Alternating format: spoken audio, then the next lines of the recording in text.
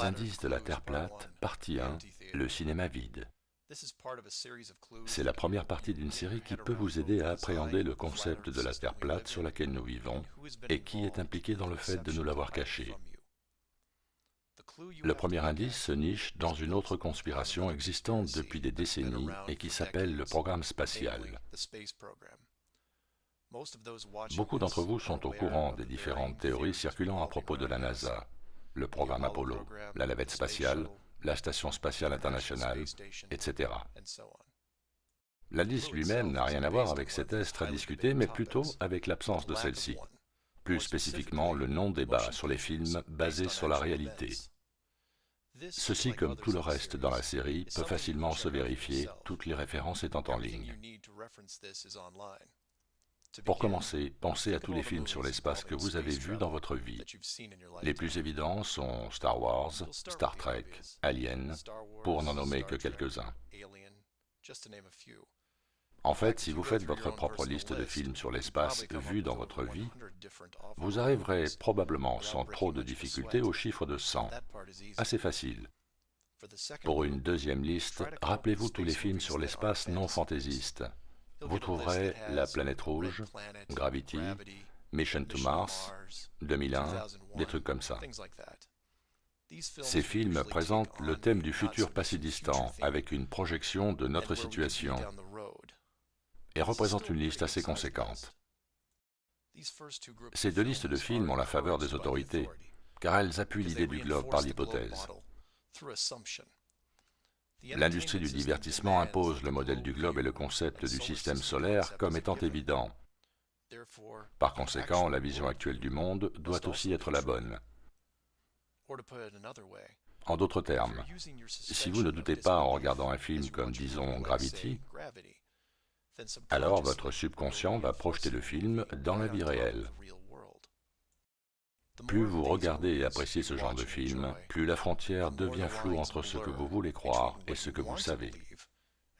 Regardez suffisamment de films sur Mars, et l'annonce par la NASA d'une mission vers Mars vous surprendra moins. C'est identique avec la Lune, avec d'autres systèmes solaires, etc. La sortie du film 2001 l'Odyssée de l'espace en 1968, juste avant les missions sur la Lune, n'est pas un hasard. Il a fallu 5 ans au plus grand réalisateur de tous les temps pour le faire, et plusieurs personnes ayant vu la projection prétendent avoir vu le nom de plusieurs groupes militaires au générique de remerciements, enlevés par la suite. Ce film 2001 est juste une indication de cet indice. Pour ceux qui souhaitent vraiment creuser le sujet, à savoir la vision cachée de Stanley Kubrick, je recommande vivement le documentaire Room 237. Un lien est disponible sous cette vidéo. Maintenant, vous pouvez identifier les deux groupes de films sur le thème de l'espace, ceux avec des scénarios très fantaisistes et ceux essayant de dépeindre notre futur proche. Ces deux groupes sont faciles à trouver. Trouver le troisième est un défi, mais c'est là que les choses deviennent intéressantes. Les missions sur la Lune se sont terminées en 1972 et malgré que cela soit toujours considéré comme l'une des plus grandes réalisations de l'humanité, aucun film de reconstitution n'a jamais été produit, jusqu'à The Right Stuff, en 1983. Vous pouvez objecter que ça ne fait que 11 ans et qu'il était peut-être difficile d'obtenir les droits. Mais ça n'est pas ce qui rend ce film digne d'intérêt. Le film était inhabituellement long pour 1983. Il durait 3 heures et 12 minutes.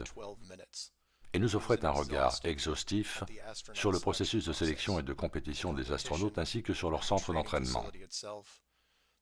Mais quand le générique de fin arrive 3 heures après, on se rend compte que chronologiquement, ils n'ont effectué que des missions en orbite basse terrestre. Juste pour rire, cherchez The Right Stuff sur Internet et constatez combien de vaisseaux spatiaux vous obtenez. Ce film a reçu 4 Academy Awards et a très bien marché au box-office.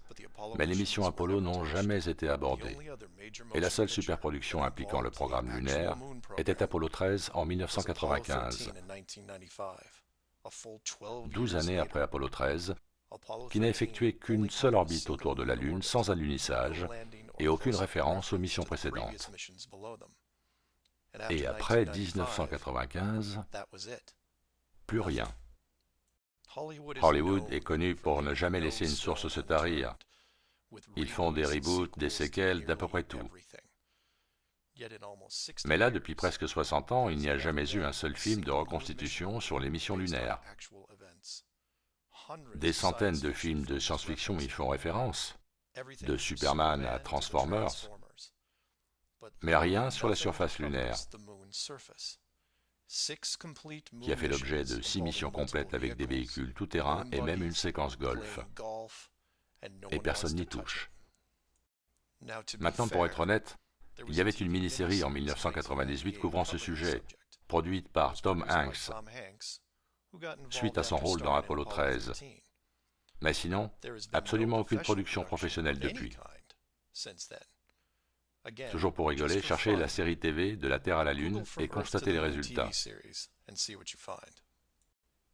Le pourquoi est facile, et l'indice est révélé. Si Hollywood fait un film sur un alunissage que l'on ne peut distinguer d'un vrai alunissage, alors comment séparer le vrai du faux? Cela soulève des questions subtiles du genre « Quelle technique de simulation et depuis combien de temps? Si Hollywood peut le simuler, alors quand ont-ils commencé à le faire ?» Il y a un autre film qui sort du lot et j'en parle parce que j'ai du mal à croire qu'il ait pu être fait. C'est Capricorn One. Le scénario du film implique la simulation d'une mission sur Mars et comment elle pourrait se faire. En gros, c'est le roadbook de la conspiration mondiale. Je vous le recommande vivement, je mets un lien en bas. Pour résumer, tous les films ayant pour thème l'espace sont encouragés par les autorités, sauf ceux basés sur de vrais témoignages. Ceux-là ne sont pas permis. Le programme lunaire a été enterré par l'industrie du divertissement parce qu'il est impossible d'aller sur la Lune. C'est soit derrière une barrière dans un hangar, soit une image digitale HD, comme celle de n'importe quelle planète d'un jeu vidéo. Le monde est plat. Et c'est juste le premier indice. Faites vos propres recherches et revenez commenter si vous le souhaitez. C'était Mark Sargent. or 303-494-6631.